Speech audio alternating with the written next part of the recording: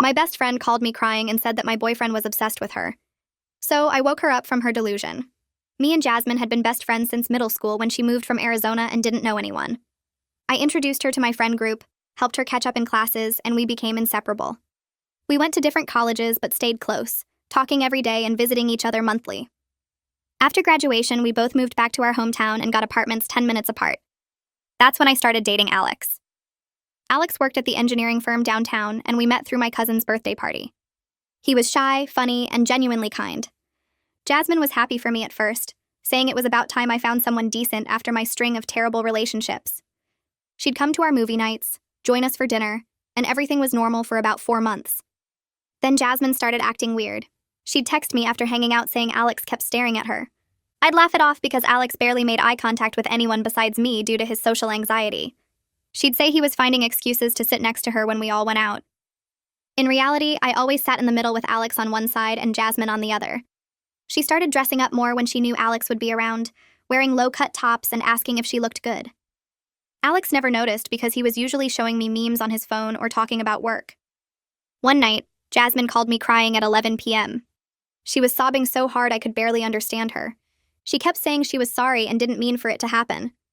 I thought someone died. Finally, she managed to say that Alex was in love with her and she didn't know how to handle it. I asked what she meant. She said she'd been picking up on signs for weeks and it was killing her to keep this from me. I asked what signs. She said he always laughed at her jokes. He laughed at everyone's jokes because he was polite. She said he complimented her new haircut last week. He said it looked nice after she directly asked him 3 times if he noticed anything different. She said he texted her about my birthday gift ideas, which proved he was using me as an excuse to talk to her. I reminded her I literally asked him to text her because she was helping me plan the party. She said I was in denial and she could prove it. The next day, Jasmine showed up at my apartment with a whole presentation. She had analyzed Alex's social media likes and noticed he'd liked 5 of her photos in the past year. 5 photos out of hundreds she posted. She said his favorite coffee shop was near her gym, which meant he was hoping to run into her. His favorite coffee shop was there before she ever joined that gym. She said he mentioned her name 12 times at dinner last week. We were literally talking about her new job, so obviously her name came up. She started crying again, saying she never wanted to hurt me, but the heart wants what it wants. She actually said that. I asked if Alex ever told her he had feelings for her. She said he didn't need to use words when his actions were so obvious. I called Alex right there on speaker, asked him directly what he thought about Jasmine. He said she seemed nice but kind of intense lately, and asked if she was okay. Jasmine grabbed my phone and told Alex he didn't need to hide anymore, that I knew about their connection. Alex asked what connection. She said the way he looked at her, talked to her, how he was always trying to be near her. Alex said he was confused and asked if Jasmine was drunk. She started yelling that he was gaslighting her and they both knew what was between them. Alex told me my friend needed professional help and hung up. Jasmine said his denial proved he was in love with her. 2 days later, Jasmine texted Alex saying I gave her permission to explore their feelings and asked him to meet her for coffee. Alex sent me the texts immediately and asked if Jasmine was having a mental breakdown. I confronted Jasmine and she said she was testing him to prove his feelings. She literally thought he'd jump at the chance to be with her. When he didn't respond to her follow-up texts, she said he was playing hard to get. She started showing up at his work during lunch. Security had to escort her out twice. She told the security guard she was Alex's girlfriend, and I was the crazy ex who wouldn't let go. The security guard called Alex to confirm, and Alex said he'd never dated her and to call the police if she came back. She joined his gym and would stand next to him on the treadmills. He switched gyms. She found out which one and joined that too. He started working out at home. She told our entire friend group that Alex was sending mixed signals and leading her on while staying with me out of pity. Most of them knew she was being insane, but a few started questioning things because she was so convinced. I had to show them the unhinged texts she'd sent both of us. The breaking point came when she showed up at Alex's parents' house during Sunday dinner. Alex's mom opened the door with her reading glasses still perched on her nose, looking at Jasmine with this confused smile that didn't quite reach her eyes. She asked how Jasmine knew their address since they'd only met twice before at casual dinners. Jasmine didn't answer, just pushed past her into the house saying she needed to talk to Alex without me there manipulating everything. I heard Alex's voice from the dining room getting higher and panicked, asking his mom what was happening. His dad's chair scraped against the floor as he stood up fast. I was still at my apartment when my phone buzzed with Alex's text that just said, "Help, she's here," and my stomach dropped because I knew exactly who he meant. Alex's dad walked into the entryway and told Jasmine in this firm voice that she needed to leave right now. Jasmine's eyes filled with tears, and she said she just needed 5 minutes to explain everything, that Alex had been secretly reaching out to her, and she couldn't keep pretending anymore. Alex's parents looked at each other with these worried faces because their son was literally backing away from Jasmine toward the kitchen. Alex's mom put her hand on his shoulder and asked if he was okay.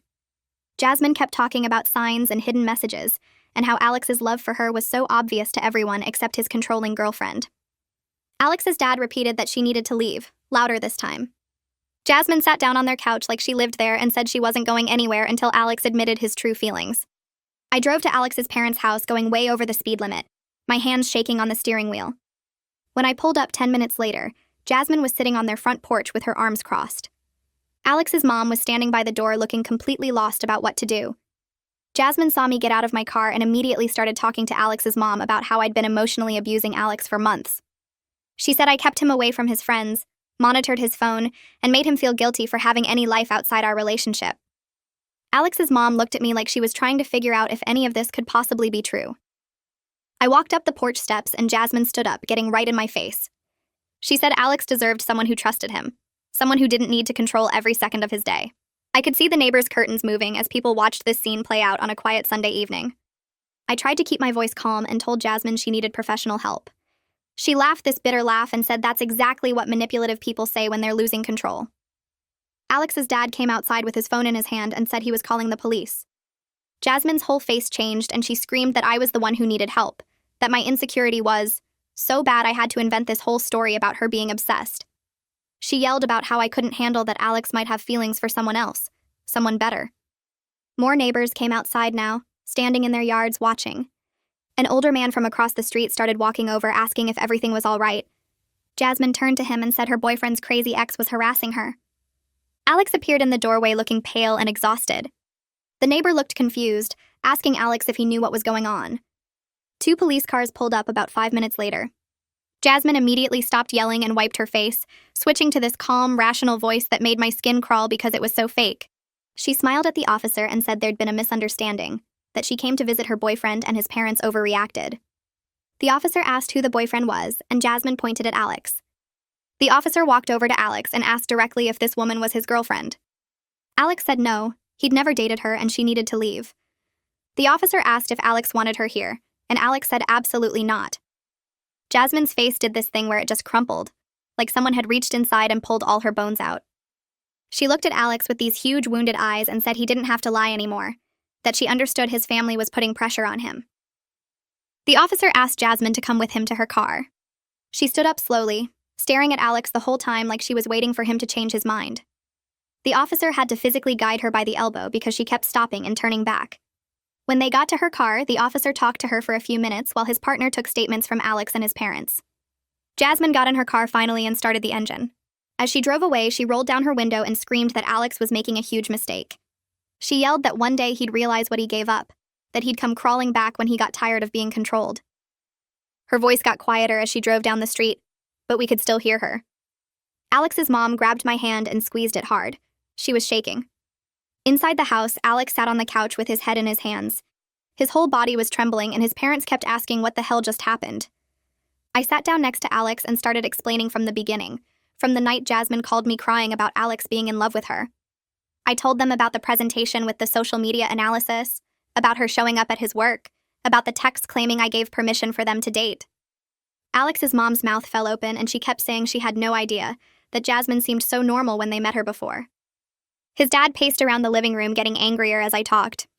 When I finished, his dad said we needed to talk to a lawyer first thing Monday morning. He said this wasn't just weird friend drama anymore, this was stalking, and we needed legal protection. That night, Alex stayed at my apartment because neither of us wanted to be alone. We lay in bed, but neither of us could sleep. Every sound made us both jump. A car door slamming outside had Alex sitting straight up. When my neighbor's cat knocked over something in the hallway, I was out of bed before I even realized I was moving. Around 3 a.m, Alex admitted he was scared of what Jasmine might do next. He said every time we set a boundary or told her no, she just became more convinced they had this deep connection.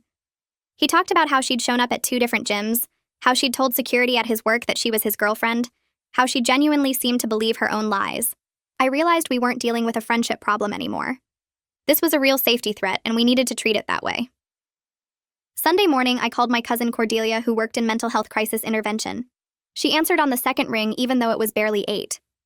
I explained everything while Alex made coffee in the kitchen, his hands still shaky. Cordelia listened without interrupting, and when I finished, she was quiet for a minute.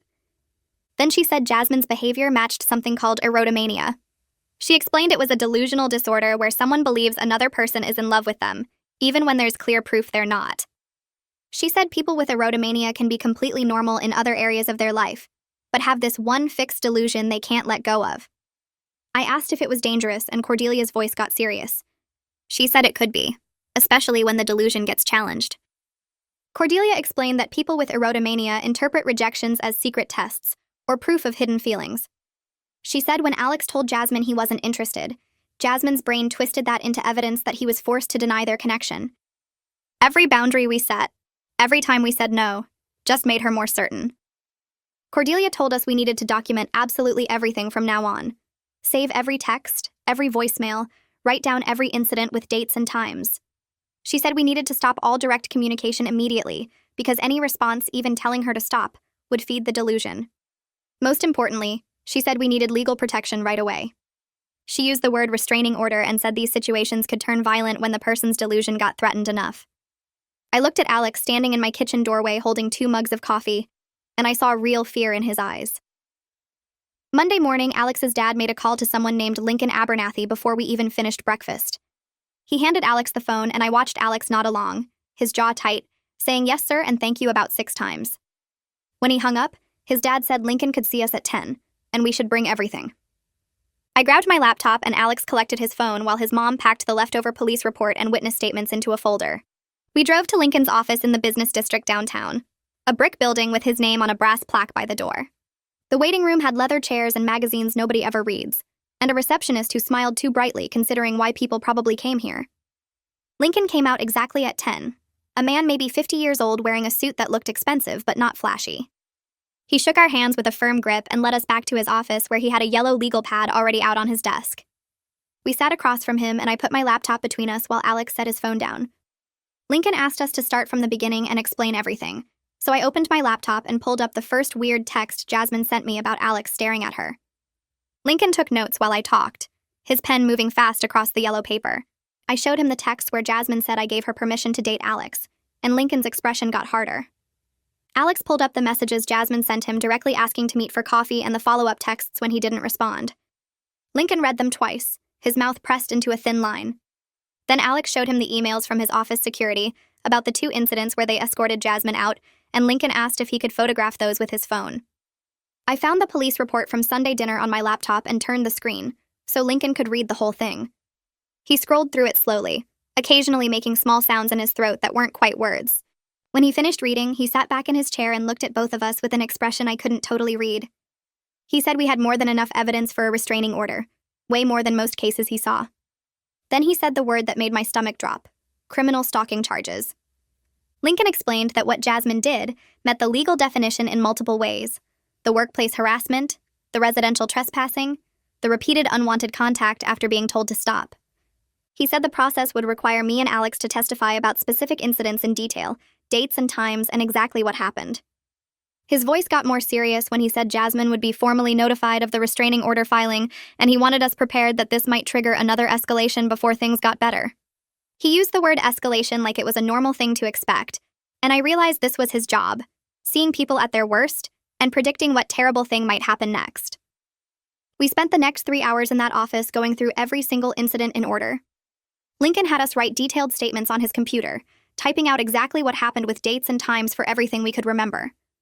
Alex had to describe the first time Jasmine showed up at his gym, how he felt when he saw her on the treadmill next to him, even though there were 20 empty machines. He typed slowly, stopping every few sentences to take a breath, and I could see his hands shaking slightly over the keyboard. I wrote about the night she called me crying, the presentation she made with the social media analysis, the moment she grabbed my phone to talk to Alex directly. Lincoln asked specific questions about each incident, like did anyone else witness this? Did you tell her explicitly to stop?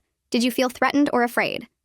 Some of the questions felt obvious, but Lincoln said courts needed everything spelled out clearly, no assumptions about what someone meant or felt.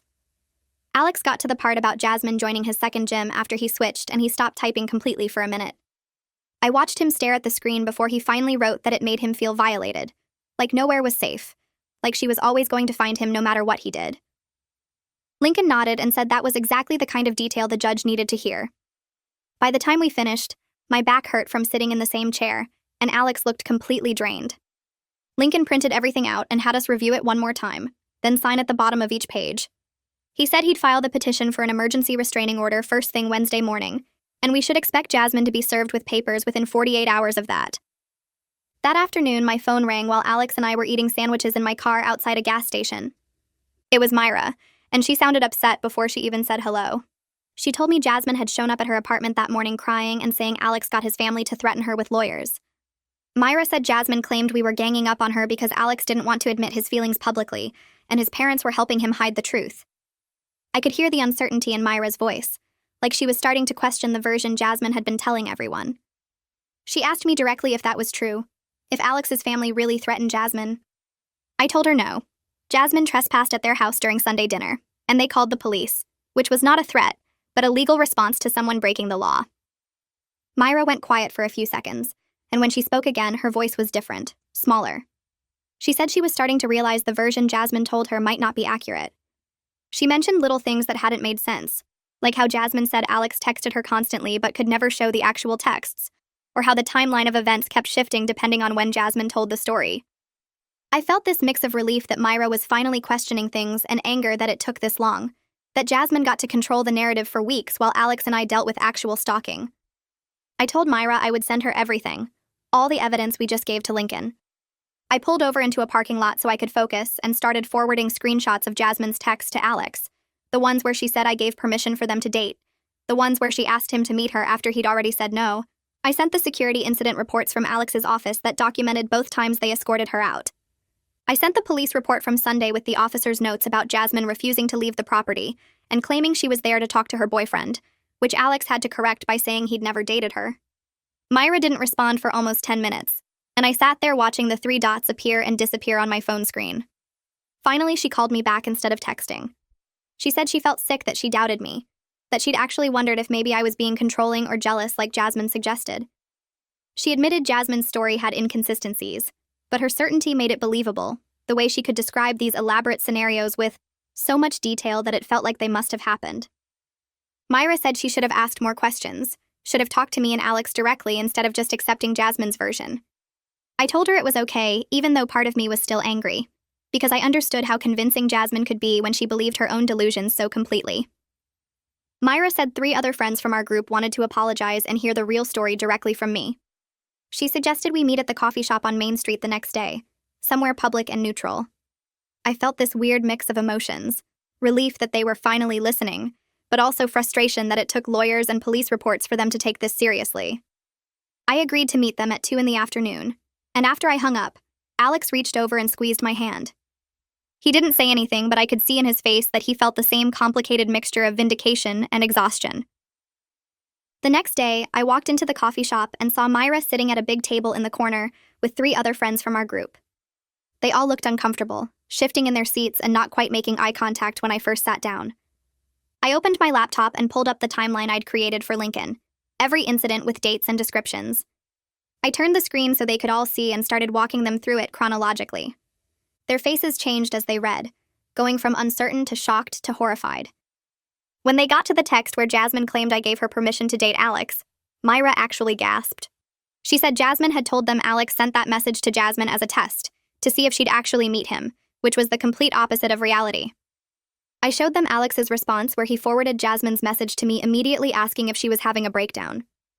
One of the other friends, a girl named Sarah, put her hand over her mouth and shook her head. Another friend admitted that Jasmine had been privately messaging each of them with slightly different versions of events. Sarah said Jasmine told her that Alex confessed feelings during a work event, but told Myra that he'd shown up at her apartment and told someone else that they'd been secretly texting for months. None of them had compared notes until now because Jasmine specifically asked each person to keep their conversations private, saying she was embarrassed and didn't want everyone knowing her business. They realized now that she'd been manipulating them by controlling the information flow, making sure nobody could piece together that her stories didn't match. A third friend, a guy named Marcus, said Jasmine had asked him to spy on me and report back what I was saying about Alex. He'd thought it was weird at the time, but Jasmine framed it like she was worried about me and wanted to make sure I was okay. He said he felt like an idiot now for not seeing through it. The friend group sat there for another hour talking through everything, and by the end they all agreed to cut contact with Jasmine completely. Myra said they'd provide witness statements if Lincoln needed them, documenting how Jasmine tried to manipulate them and spread false information about Alex. It felt validating to have them finally understand and believe me, but it also felt deeply sad. Our entire social circle was fracturing, splitting into people who supported us, and people who'd have to cut ties with Jasmine. The Jasmine I knew for 15 years, the girl who moved from Arizona and didn't know anyone, who I helped with homework and invited to everything, felt like a complete stranger now. I didn't recognize her in the person who showed up at gyms and workplaces and Sunday dinners, who created elaborate false narratives and believed them so completely that she could convince others. When I left the coffee shop, I felt lighter and heavier at the same time, relieved to have support, but grieving the friendship that was never coming back.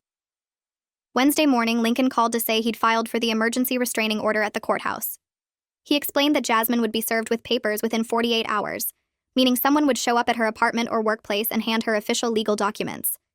He said we should expect her to either love bomb us with apologies or escalate with anger when she realized this was legally serious, that the court system was now involved and this wasn't just friend drama anymore. He told us not to respond to any contact attempt regardless of what she said, that any response would reset the harassment clock and potentially weaken our case. He said to document everything, save every text and voicemail and email, note every time she drove past our apartments or showed up somewhere we were. His voice was calm, but firm when he said the next few days were critical, that this was when people with delusions either were accepted reality or doubled down harder. I thanked him and hung up, then immediately told Alex what Lincoln said. We both felt this strange anticipation, like waiting for a storm we knew was coming, but couldn't predict exactly when it would hit. That night, my phone started buzzing around 8 p.m. and didn't stop. Jasmine's name kept flashing on the screen over and over, each call going to voicemail when I didn't pick up. Lincoln had been clear about not answering, about not giving her any opening to claim we were still in contact, or that I was encouraging her behavior. I watched the notifications pile up, 17 missed calls in 2 hours, and each one felt like a physical weight pressing down on my chest.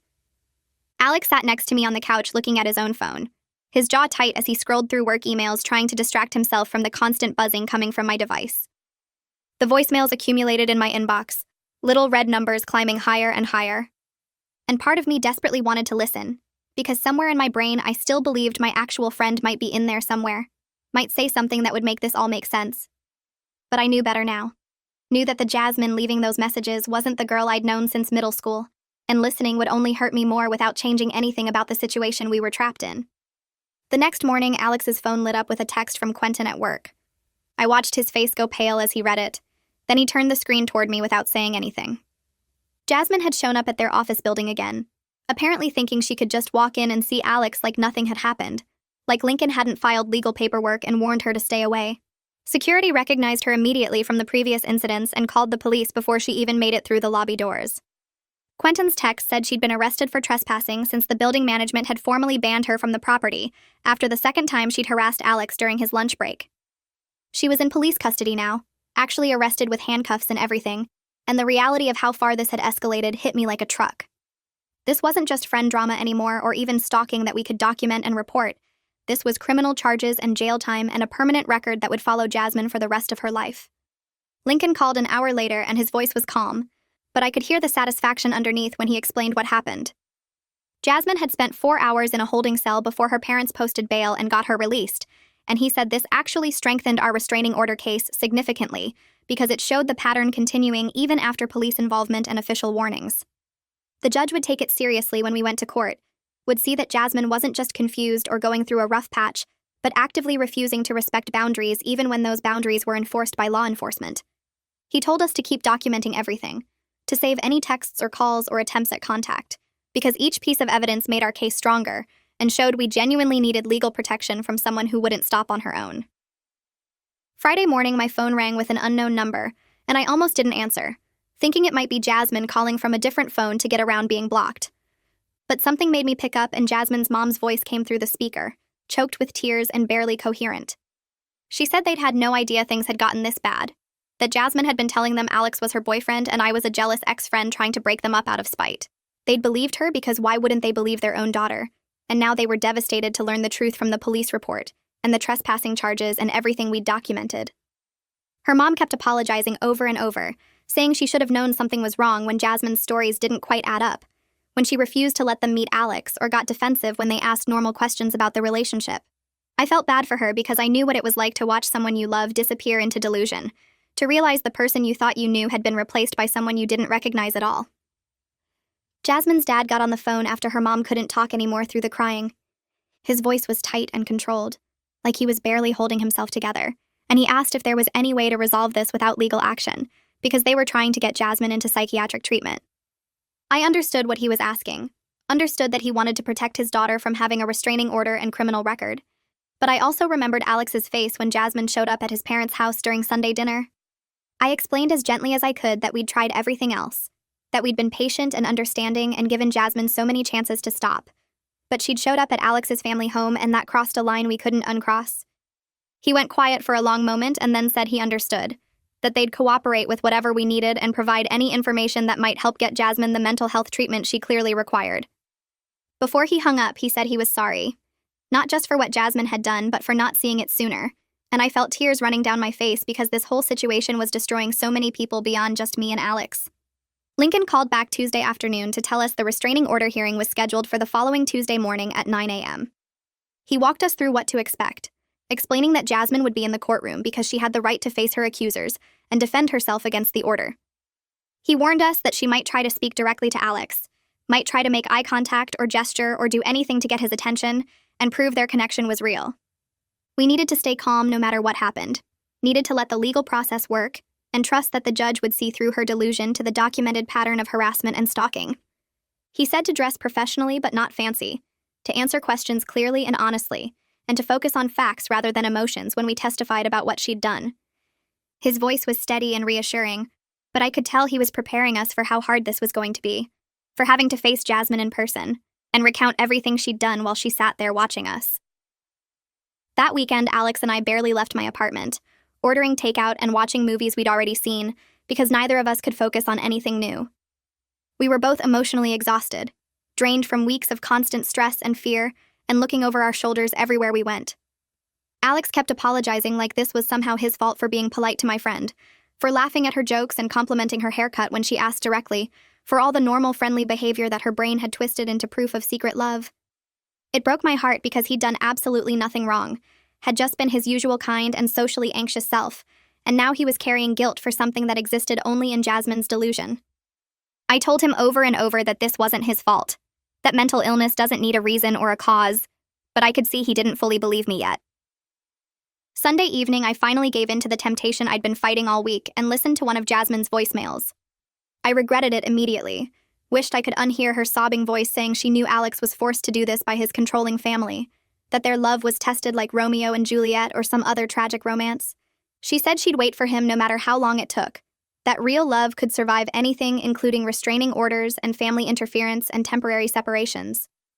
Her voice had this dreamy quality to it, like she was narrating a movie in her head instead of talking about real life with real consequences, and I felt sick listening to how completely she believed the false reality she'd constructed. I deleted the voicemail and blocked her number on yet another level, then sat there feeling dirty and sad and angry all at once. Cordelia showed up at my apartment that evening with Thai food and a determined expression. She'd taken time to help us prepare mentally for the hearing, explaining in her calm professional voice that facing Jasmine in court might be harder than we expected, because delusional people can be very convincing in their false reality. They believe what they're saying completely, with no doubt or hesitation, and that conviction can make others question what they know to be true. She said we needed to stay grounded in facts, in the documented evidence and witness statements and police reports, rather than getting pulled into the emotional story Jasmine would tell. She practiced questions with us, had us recount incidents clearly and specifically, and reminded us that the judge had seen cases like this before and would know what to look for in someone experiencing erotomania. Monday night, I couldn't sleep no matter how tired I was, my brain refusing to shut off as I lay there staring at my ceiling. I kept thinking about middle school Jasmine who'd moved from Arizona and didn't know anyone, how scared and alone she'd looked that first day, until I invited her to sit with my friend group at lunch. I remembered helping her catch up in classes, introducing her to everyone, promising we'd always be friends no matter what, because that's what best friends did. The grief of losing that person to mental illness hit me in waves, rolling over me until I was crying in a way I hadn't let myself since this whole nightmare started. Alex held me while I sobbed, not saying anything because there was nothing to say, and I mourned the friendship that had shaped who I was for 15 years, but would never exist again in any form I recognized. Tuesday morning, I woke up with my stomach in knots because today was the hearing, and I'd have to see Jasmine in person for the first time since that night at Alex's parents' house. We got to the courthouse 40 minutes early because Alex wanted to be prepared, and Lincoln had told us to arrive with time to spare in case there were any last-minute issues. The building was this old brick structure downtown with marble floors that echoed every footstep and made everything feel more serious and official than I was ready for. Lincoln met us in the lobby wearing a dark suit and carrying a leather folder thick with papers, and he walked us through what would happen step by step so we'd know what to expect. We sat on a wooden bench in the hallway outside the courtroom, and I kept watching people walk by, wondering if any of them were going through something similar, or if our situation was as crazy as it felt. Alex held my hand, and his palm was sweating, which made me feel slightly better, because at least I wasn't the only one who was nervous. At exactly 9:30, I saw Jasmine come around the corner with a woman in a gray pantsuit who must have been her public defender. Jasmine had curled her hair and was wearing a blue dress with heels like she was going to brunch instead of a restraining order hearing, and when she saw Alex, her whole face lit up with this hopeful smile that made my skin crawl. She looked at him like he was her boyfriend who she hadn't seen in weeks, and was so excited to finally be near again, completely ignoring the fact that we were literally in court because she wouldn't leave him alone. Alex squeezed my hand so hard it hurt, and turned his body slightly away from her, and I could feel him shaking next to me. Jasmine's lawyer tried to guide her into the courtroom, but Jasmine kept looking back at Alex over her shoulder with that same dreamy expression, and I wanted to scream at her that this wasn't a romantic movie. This was real life with real consequences. We filed into the courtroom and sat at a table on the left side, while Jasmine and her defender sat on the right, and the whole time we were waiting for the judge, Jasmine kept stealing glances at Alex and smiling like they were sharing some private joke. The judge came in and everyone stood up, and she was this older woman with gray hair pulled back in a bun who looked tired and like she'd seen every kind of case imaginable. Lincoln stood up and started presenting our evidence in this calm, organized way that made everything sound even more disturbing when laid out chronologically. He showed the judge printed copies of Jasmine's texts to Alex where she said I'd given her permission to date him, then the security reports from Alex's office building documenting the 2 times she'd been escorted out, then the police report from when she showed up at his parents' house. He called Quentin as a witness, and Quentin described seeing Jasmine in the office lobby multiple times looking for Alex, and how uncomfortable it made everyone in their department. He brought up our mutual friends who'd submitted written statements about how Jasmine had told them different versions of events to keep them from comparing notes and realizing she was lying. Jasmine's public defender was this young woman who looked increasingly uncomfortable as Lincoln kept stacking up evidence, and during a recess she asked to speak with Jasmine privately in the hallway. Through the courtroom door, I could hear Jasmine's voice getting louder and more upset, insisting that the evidence was misinterpreted and that Alex was just scared to admit his feelings publicly. When they came back in, the defender looked defeated and Jasmine's eyes were red from crying, but she still had this stubborn set to her jaw like she refused to accept what was happening. The judge called Jasmine to the stand and she walked up there with her shoulders back and her head high, and I realized she genuinely thought this was her chance to finally make everyone understand the truth as she saw it. She started talking about how she and Alex had developed this deep connection over the months, describing long conversations that I knew for a fact never happened because I was literally there during most of their interactions. She said Alex would look at her across the table during group dinners with such longing in his eyes that he'd find excuses to text her about random things just to have contact with her, that he'd mentioned her name constantly because he couldn't stop thinking about her.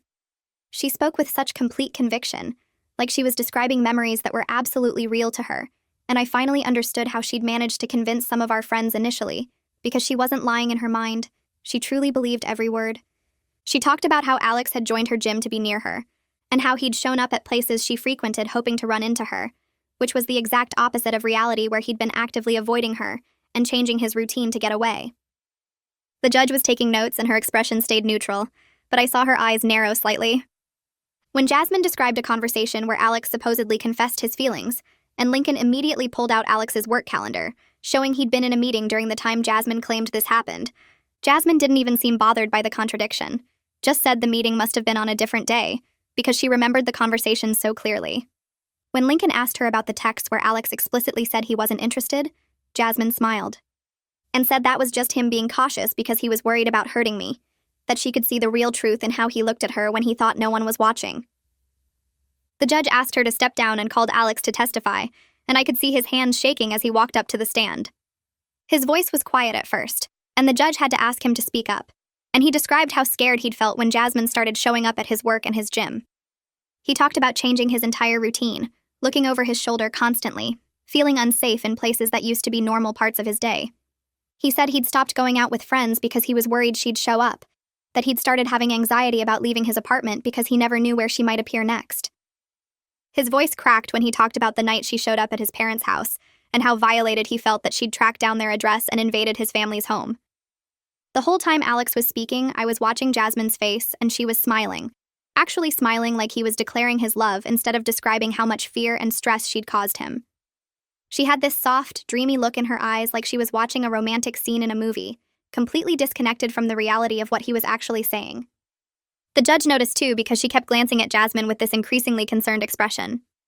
When Alex finished testifying, the judge asked Jasmine to stand, and she looked directly at her and asked in a very clear, firm voice if Jasmine understood that Alex did not want any contact with her.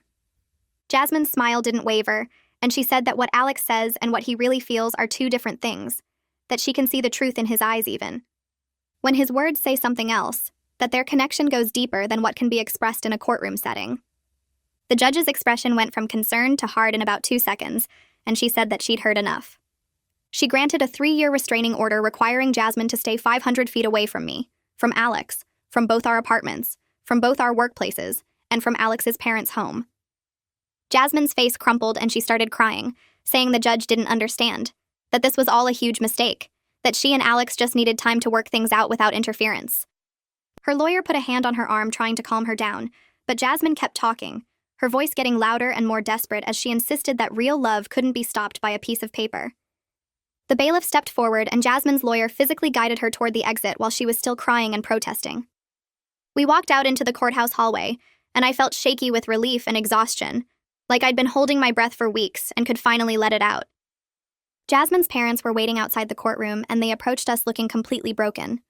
Her mom had tears running down her face, and she kept apologizing, saying they had no idea things had gotten this bad because Jasmine had told them Alex was her boyfriend, and I was just jealous. Her dad looked about 10 years older than the last time I'd seen him at a barbecue 6 months ago, and he said they were taking her to get a full psychiatric evaluation that day because clearly something was very wrong. I could see they were grieving too, mourning the daughter they thought they knew and trying to accept this stranger who'd replaced her. Her mom reached out like she wanted to hug me, then pulled back, and she said she was so sorry for everything Jasmine had put us through. They'd make sure she got the help she needed. They walked away toward where Jasmine was standing with her lawyer near the elevators, and I watched them put their arms around her while she cried into her mom's shoulder. Lincoln pulled us aside and explained that violating the restraining order was a criminal offense that would result in immediate arrest and possible jail time. He said we needed to document any attempted contact, no matter how small, save every text or voicemail or social media message, and report it to the police right away. He warned us that the next few weeks would be the highest risk period, because that's when people either accept the reality of the order or escalate in a last attempt to make contact. We thanked him and walked out of the courthouse into bright sunshine that felt surreal after the fluorescent lights and heavy atmosphere inside. That night, Alex and I ordered Chinese food and sat on my couch in complete silence for almost an hour. We were both too exhausted to talk, and I kept replaying moments from the hearing in my head, seeing Jasmine's face when Alex testified about being scared, hearing her insist that she knew his real feelings better than he did. Alex finally broke the silence and said he felt like he could breathe for the first time in weeks, that having the legal protection made him feel safer, even though he knew a piece of paper couldn't physically stop her. I realized my shoulders were up near my ears, and when I tried to relax them, they actually hurt from holding so much tension for so long. The next few days were quiet in a way that felt almost wrong. I kept expecting my phone to ring with Jasmine's number, or to see her car parked outside my apartment, and every time I heard footsteps in the hallway, I tensed up waiting for a knock that never came. The absence of constant crisis was almost as stressful as the chaos had been because I didn't trust that it was really over. Couldn't quite believe that the restraining order would actually stop her when nothing else had. A week after the restraining order, my phone buzzed with a text from Myra. She sent me a screenshot of a friend request from Jasmine on Instagram with a long message attached. The message rambled about how everyone had abandoned her when she needed them most, and how she thought real friends would stand by her through anything. Myra had blocked her immediately and reported it to both me and Alex. I stared at the screenshot, feeling this weird mix of relief and sadness, because at least our friends were finally taking this seriously, instead of questioning whether Jasmine might have a point. Myra texted that she felt stupid for ever doubting me, and that seeing Jasmine try to manipulate her way back into their lives made her realize how sick Jasmine really was. 3 days later, Alex got an email from his workplace security with an update. Jasmine hadn't attempted to enter the building since the restraining order was served. The security team had circulated her photo to all the guards and updated the access system to flag her immediately if she tried to enter any company property. Quentin stopped by Alex's desk that afternoon and mentioned that word had spread around the office about what happened. Alex's face went red, and he looked down at his keyboard because he hated being the center of attention, and the idea of his coworkers knowing his personal business made him want to disappear. But Quentin said everyone was looking out for him now, and if anyone saw Jasmine anywhere near the building, they'd report it right away. That night, Alex told me he'd actually gotten emotional in the bathroom at work because people cared enough to protect him, and he wasn't used to that kind of support from anyone except me. 2 weeks after the hearing, I was making dinner when Jasmine's mom called. My stomach dropped when I saw her name on my phone because I didn't know if this meant more problems or what. Her voice sounded tired when she told me that Jasmine had been officially diagnosed with erotomania by the psychiatrist they'd taken her to see. She explained that Jasmine was starting treatment with medication and therapy, but still didn't believe she was sick. Jasmine kept insisting that everyone was conspiring against her, and that the diagnosis was just another way for me and Alex to turn people against their relationship. Her mom said at least Jasmine was in the mental health system now, where professionals could monitor her, and hopefully the medication would start working soon. I thanked her for calling and updating us, even though it must have been hard for her to admit her daughter needed that level of help.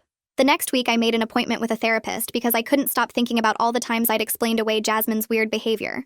I kept replaying moments from the past few months, wondering if I should have seen this coming or done something differently. The therapist's office was in a building downtown, and I sat in the waiting room picking at my cuticles until she called me back. I told her everything from the beginning, and when I got to the part about Jasmine showing up at Sunday dinner, I started crying because I still couldn't believe my best friend since middle school had turned into someone I didn't recognize. The therapist explained that delusional disorders can emerge in early adulthood, and there was nothing I could have done to prevent it. She said Jasmine's brain was creating a false reality that felt completely real to her, and no amount of friendship or intervention from me would have stopped that process. It helped to hear that, but it didn't completely erase the what-ifs that kept running through my head at 3 a.m. That weekend, Alex and I had a long conversation on my couch about how this whole experience had changed us. He said he'd learned to trust his discomfort instead of being polite when something felt wrong. He admitted that Jasmine had made him uncomfortable pretty early on, but he'd ignored it because he didn't want to cause problems in my friendship, and now he realized that instinct was trying to warn him. I told him I needed to work on not explaining away concerning behavior just because I loved someone. I'd spent so much energy convincing myself that Jasmine's actions were just her being dramatic, or going through something instead of accepting that her behavior was genuinely dangerous. We both agreed that we'd rather hurt someone's feelings by setting boundaries than end up in another situation like this one. A month after the restraining order, we decided to cautiously start reclaiming our normal life. Alex went back to his regular gym, but only during off-peak hours when it was less crowded, and he could keep an eye on who was coming in. I started meeting friends at our usual coffee shop instead of avoiding places Jasmine might know about.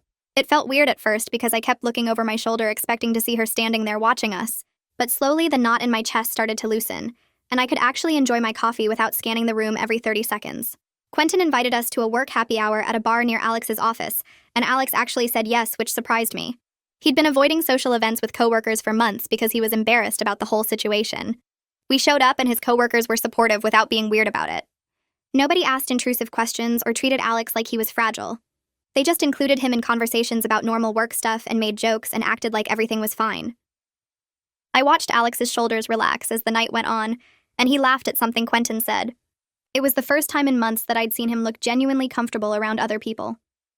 The next week, I was at the grocery store picking up milk when I saw Jasmine's aunt in the produce section. She'd been at family barbecues and birthday parties throughout my entire friendship with Jasmine. I'd known her since I was 12 years old. She saw me at the same time I saw her and immediately looked down at the apples she was examining. She grabbed a bag and walked quickly toward the other side of the store without making eye contact.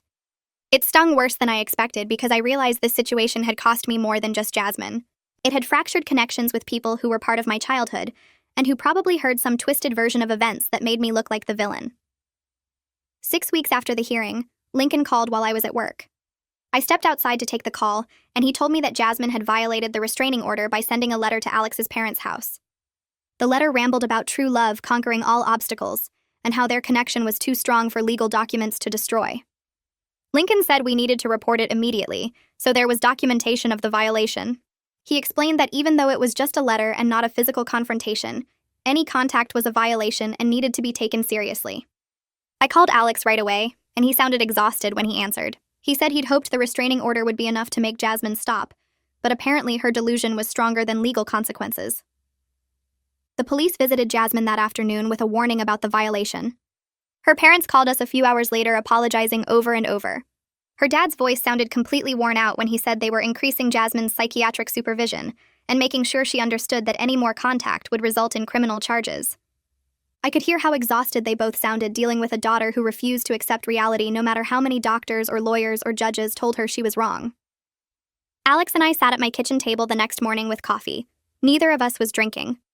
Lincoln had emailed us copies of the violation report, and we stared at the documents like they might suddenly change what happened.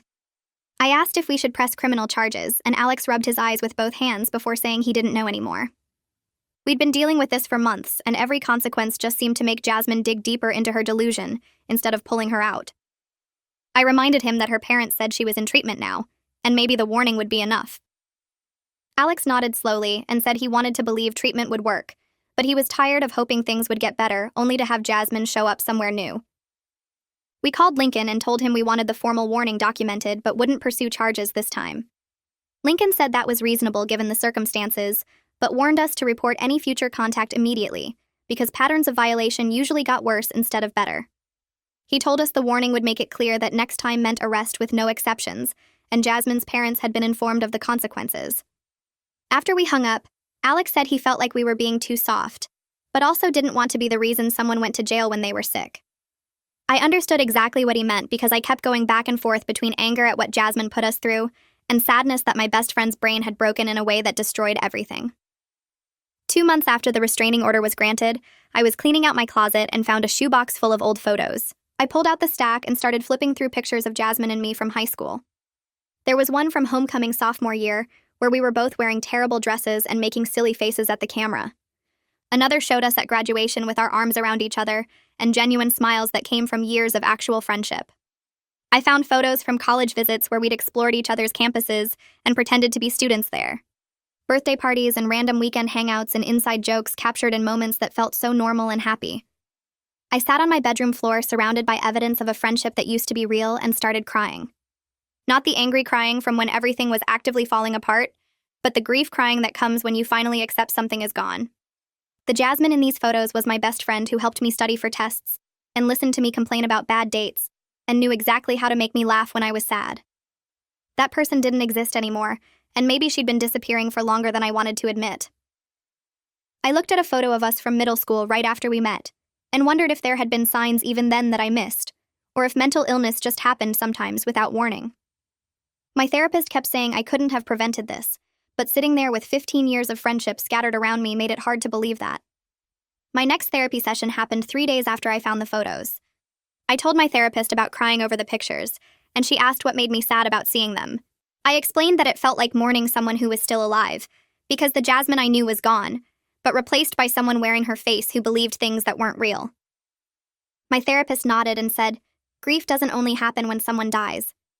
She explained that I was grieving the loss of who Jasmine used to be, and the friendship we had, and that was completely valid even though Jasmine was still physically alive. I asked how I was supposed to grieve someone while also maintaining a restraining order against them, and she said those two things didn't contradict each other. She told me I could be sad about losing my friend while still protecting myself from the person she became. I could remember the good parts of our friendship while acknowledging that continuing any relationship now would be dangerous. She said holding both of those truths at the same time was hard, but necessary, and it didn't make me a bad person for choosing safety over loyalty to someone who couldn't respect boundaries. I left that session feeling like someone finally gave me permission to be sad without feeling guilty about the restraining order. I could miss who Jasmine was, and still know that keeping her away from us was the right choice. A week later, Alex and I were making dinner at his apartment when he told me something that surprised me. He said his anxiety had decreased a lot over the past few weeks, and he was sleeping through the night again instead of waking up at every sound. I realized I'd noticed him seeming more relaxed but hadn't connected it to the absence of constant threat. He explained that for months he'd been looking over his shoulder everywhere he went, checking his car for signs someone had been near it and dreading his commute because he never knew if Jasmine would be waiting somewhere. Now he could go to work without scanning the parking lot first. He could go to the gym without wondering if she'd show up on the treadmill next to him. He could visit his parents without worrying about finding her on their porch. I watched him chop vegetables with steady hands and realized how much tension he'd been carrying that I'd gotten used to seeing. His shoulders weren't hunched anymore, and he wasn't constantly checking his phone for notifications from unknown numbers. I told him I was glad he could breathe again, and he said it made him realize how much stress we'd both been living with for months. I hadn't thought about my own stress as much because I was focused on protecting him, but hearing him describe the relief of normalcy made me notice that I felt lighter too. We weren't jumping at shadows anymore, and that felt like getting part of our lives back. 3 months after the restraining order, I met up with Myra and 2 other friends from our group at a coffee shop. We'd been trying to rebuild our friendships after everything that happened with Jasmine, and it was slowly starting to feel normal again. Nobody mentioned Jasmine directly, but there was this understanding between us that we'd all learned something from missing the warning signs. Myra talked about a guy she'd been dating who gave her a weird feeling, and instead of ignoring it like she might have before, she asked direct questions and trusted her gut when his answers didn't add up. Another friend mentioned that she'd been reading about manipulation tactics because she felt stupid for believing Jasmine's different versions of events. I realized our entire friend group had been changed by what happened, and we were all more careful now about taking people at their word without evidence. We didn't talk about Jasmine much anymore because there wasn't anything new to say, and rehashing it just made everyone uncomfortable. But sometimes someone would reference something that happened before, and we'd all have this moment of shared understanding about how different things were now. Our group had settled into a new normal that didn't include Jasmine and probably never would again. It was sad in a way, but also felt stable and safe, and I was grateful these friends had stuck around after everything got messy. 4 days later, I got a text message from a number I didn't recognize. My stomach dropped before I even opened it because unknown numbers meant potential violation and more legal drama. But when I read the message, it was from Jasmine's mom using a new phone number. She said she wanted to update me on Jasmine's treatment and asked if I was willing to hear it. I called Alex before responding, and we decided together that hearing updates from her parents were different from contact with Jasmine herself. I texted back that I was willing to listen, and Jasmine's mom called me within minutes. Her voice sounded tired but also cautiously hopeful when she explained that Jasmine was responding to medication and starting to have moments of clarity. I asked what that meant, and she said Jasmine had stopped insisting that Alex was in love with her, which was huge progress even if it seemed like a small thing. She explained that Jasmine still struggled to accept full responsibility for what happened, and sometimes slipped back into thinking everyone was against her. But there were moments now where Jasmine acknowledged that her thoughts about Alex weren't based in reality, and that was more progress than they'd seen in months. I asked if Jasmine had said anything about me, and her mom paused before saying Jasmine remembered our friendship, but couldn't quite reconcile the person she remembered with the person who got a restraining order. I told her I understood and thanked her for the update. After we hung up, I felt this complicated mix of relief that Jasmine might be getting better, and sadness that even with treatment, she might never fully understand what she put us through. The following Sunday, Alex's parents invited us over for dinner. I felt nervous driving to their house because the last time we'd been there, Jasmine was sitting on their porch refusing to leave. But when we arrived, everything was calm and normal. His mom answered the door with a smile, and his dad was in the kitchen making Alex's favorite pot roast. We sat at the same dining room table where the crisis had happened months ago, but this time we talked about regular things like Alex's work and his mom's book club and plans for the holidays. His mom had made mashed potatoes exactly how Alex liked them, and there was apple pie for dessert. We laughed about silly things, and his dad told stories about Alex as a kid that made everyone crack up. The whole evening felt peaceful in a way that seemed almost miraculous after months of chaos and fear. When we were leaving, Alex's mom hugged me tight and whispered that she was glad we were safe now. Driving home, I realized how much I'd missed normal family dinners where the biggest stress was whether there would be enough dessert. The absence of crisis felt like the greatest gift anyone could have given us. 4 months after the hearing, Alex surprised me by suggesting we take a weekend trip to the beach. We hadn't left town since everything started with Jasmine because staying local felt safer, and we could respond quickly if something happened. But Alex said he was tired of letting fear control our choices, and he wanted to do something normal that couples our age did. I agreed immediately because I'd been craving a break from all the locations tied to the stalking. We drove 3 hours to a beach town neither of us had been to before and checked into a small hotel near the water.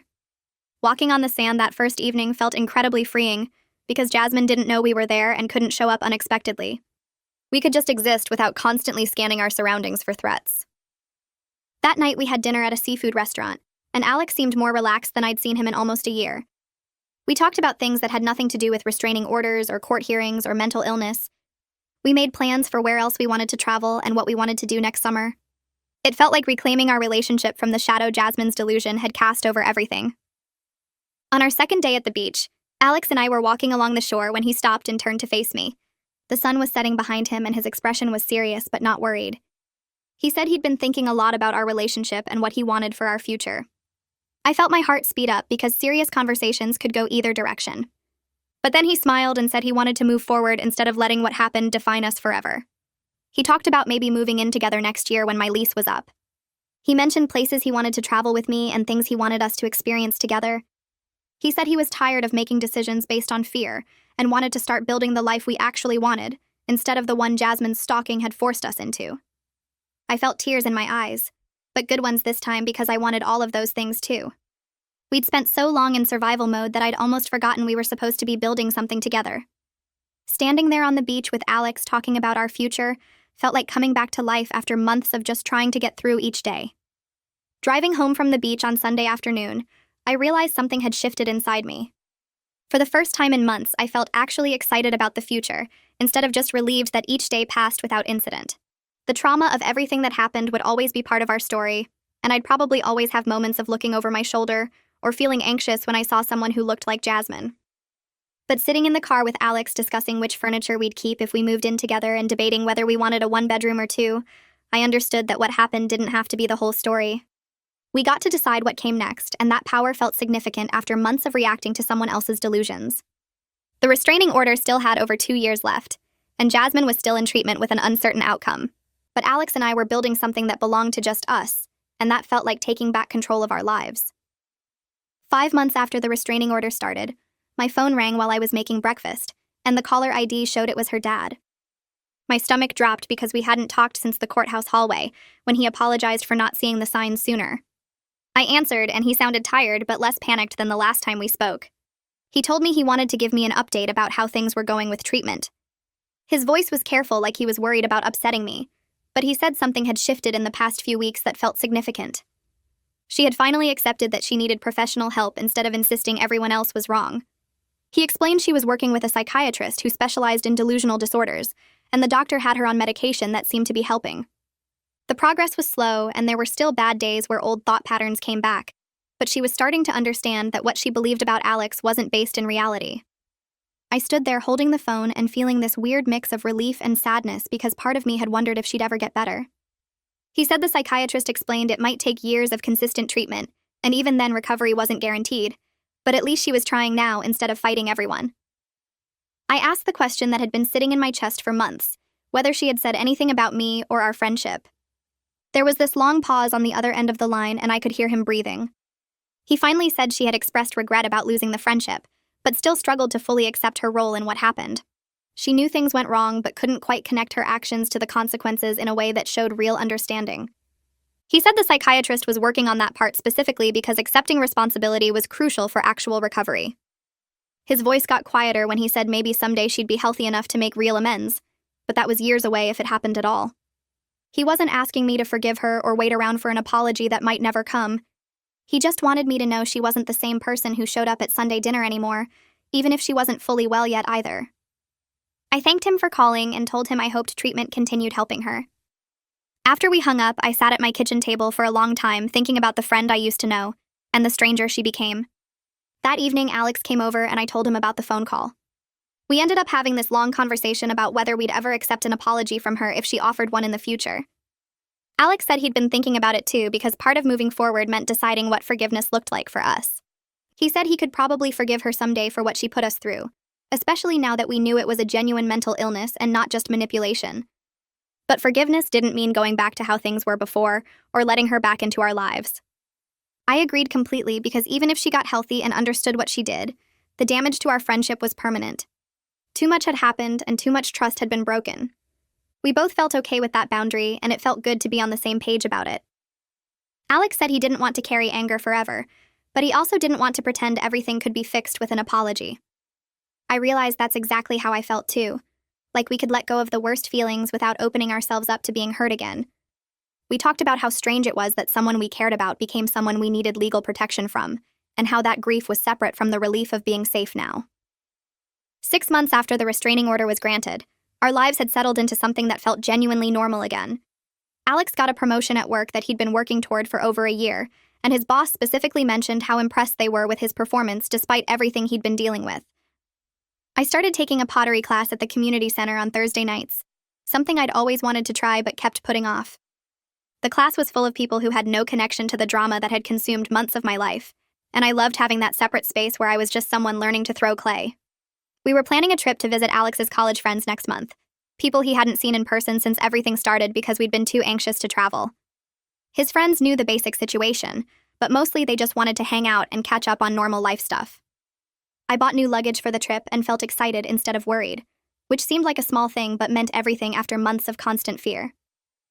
Alex and I went to movies without scanning the parking lot first. I met friends for coffee without that tight feeling in my chest, wondering if she'd show up. We existed in the world like regular people again instead of like targets waiting for the next incident. The restraining order still had 2.5 years left on it, and we'd been told through her parents that there had been no further violations since the letter incident. Her parents reported she was stable on medication and living with them while continuing intensive therapy 3 times a week. I felt sad about how everything turned out, because this wasn't the ending I would have chosen for a 15-year friendship. But I didn't regret protecting ourselves, and I didn't regret the restraining order. Sometimes caring about someone means accepting you can't fix them, and you have to prioritize your own safety. That's what I told my therapist, and she said it showed real growth in understanding healthy boundaries. On a random Tuesday evening, Alex and I were sitting on my apartment balcony watching the sunset and drinking iced tea. The air was warm, and I could hear kids playing in the courtyard below. Alex turned to me and said he was grateful we got through everything together because it proved we could handle hard things as a team. He said a lot of couples would have broken up under that kind of pressure, but somehow it made us stronger instead of tearing us apart.